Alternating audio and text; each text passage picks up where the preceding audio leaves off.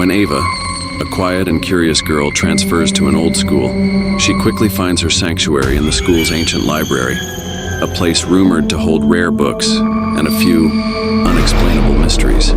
There, she befriends Caleb, a mischievous kid who loves to test boundaries. Together, they begin exploring the library's forgotten corners and dusty, untouched shelves. In one secluded part of the library, they stumble upon an archive room locked behind a heavy iron gate.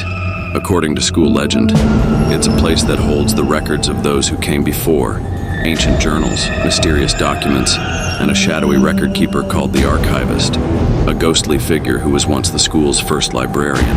Students whisper that anyone who makes too much noise in the library might summon the Archivist's silent wrath. Despite the warnings, Caleb convinces Eva to sneak into the archive room late one evening, eager to uncover the truth. Inside, they find an eerie, almost otherworldly silence, a silence that feels heavy and alive.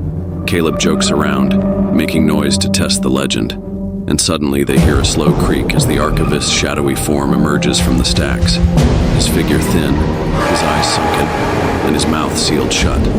The Archivist begins following them, only visible in glimpses, moving soundlessly as they try to escape.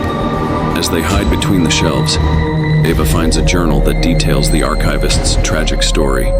He was a man who valued knowledge above all else, but was silenced after an accident that left him unable to speak. In his ghostly form, he now despises noise, seeing it as a mockery of his own lost voice. Realizing this, Eva has an idea. She whispers to Caleb to stop talking and urges him to follow her lead. Together, they begin writing messages to each other on a notepad, staying utterly silent as they move. Slowly, the Archivist's shadow begins to fade, no longer agitated by their silence. They manage to make their way out of the archive room, leaving it undisturbed.